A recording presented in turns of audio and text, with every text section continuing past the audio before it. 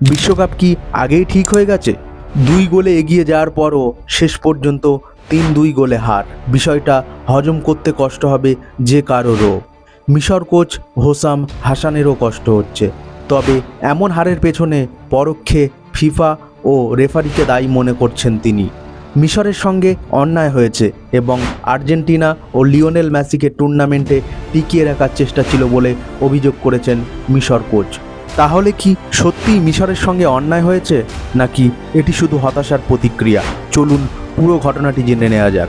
আটলান্টায় অনুষ্ঠিত রোমাঞ্চকর শেষ 16 ম্যাচে শুরুতে দুর্দান্ত ফুটবল খেলেছিল মিশর। 2 গোলের লিড নেয়ার পরও শেষ পর্যন্ত তারা 3-2 ব্যবধানে হেরে যায় আর্জেন্টিনার কাছে। ক্রিশ্চিয়ান রোমেরো, লিওনেল মেসি এবং এনজো ফার্নান্দেজের গোলে অবিশ্বাস্য প্রত্যাবর্তন করে বর্তমান বিশ্ব চ্যাম্পিয়নরা। তবে ম্যাচ শেষ হওয়ার পর ফলাফল মেনে নিতে পারেননি মিশরের প্রধান কোচ হোসাম হাসান। সংবাদ সম্মেলনে তিনি দাবি করেন তার দল শুধু প্রতিপক্ষের বিপক্ষেই নয়, কিছু বিতর্কিত সিদ্ধান্তের বিরুদ্ধেও লড়েছে। হাসানের মতে মিশরের একটি গোল ভিএআর পর্যালোচনার পর বাতিল করা হলেও আর্জেন্টিনার জয়সূচক গোলের আগে সম্ভাব্য ফাউলের ঘটনা ভিএআরে খতিয়ে দেখা হয়নি। তার অভিযোগ, একই ধরনের পরিস্থিতিতে 2 দলের জন্য আলাদা মানদণ্ড ব্যবহার করা হয়েছে। শুধু তাই নয়, তিনি আরও বলেন মাঠের বাইরের কিছু বিষয়ও ম্যাচের ফলকে প্রভাবিত করেছে।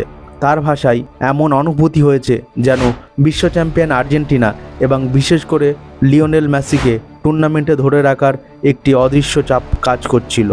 মিশর কোচ আরও দাবি করেন যে তার দল প্রায় সব পরিসংখ্যানেই প্রতিদ্বন্দ্বিতা করেছে এবং অনেক ক্ষেত্রেই এগিয়েছিল, কিন্তু গুরুত্বপূর্ণ মুহূর্তগুলোতে রেফারির সিদ্ধান্ত তাদের বিপক্ষে গেছে। আরও একটি বড় অভিযোগ ছিল রেফারি নির্বাচন নিয়ে। তার ম্যাচ পরিচালনা করেন ফ্রান্সের ফ্রাঁসোয়া লেতিক্সিয়ে।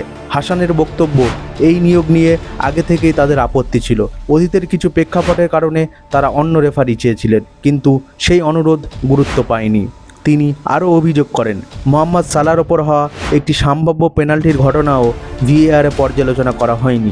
পাশাপাশি একটি গুরুত্বপূর্ণ আক্রমণের সময় মিশরের খেলোয়াড়ের জার্সি টানার অভিযোগ থাকলেও সেটি উপেক্ষা করা হয়েছে বলে দাবি করেন তিনি।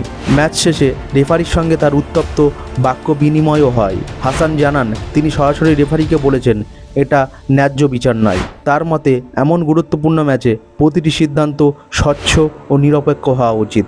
সবশেষে হতাশ কণ্ঠে মিশর কোচ বলেন এই টুর্নামেন্টে তার যাত্রা এখানেই শেষ। এমন অভিজ্ঞতার পর বিশ্বকাপের বাকি ম্যাচ দেখারও কোনো আগ্রহ নেই তার। এখন প্রশ্ন একটাই, মিশর কোচের অভিযোগ কি শুধুই আবেগের বহিঃপ্রকাশ, নাকি সত্যিই কিছু সিদ্ধান্ত ম্যাচের ফল বদলে দিয়েছে? আপনার মতামত অবশ্যই কমেন্টে জানান। ধন্যবাদ। চ্যানেলে যদি নতুন হয়ে থাকেন তাহলে অবশ্যই সাবস্ক্রাইব করুন। আর হ্যাঁ, আপনার স্ক্রিনের সামনে যে ভিডিওটি ভেসে উঠছে সেখানে ক্লিক করুন। আপনার সঙ্গে ওখানেই দেখা হবে।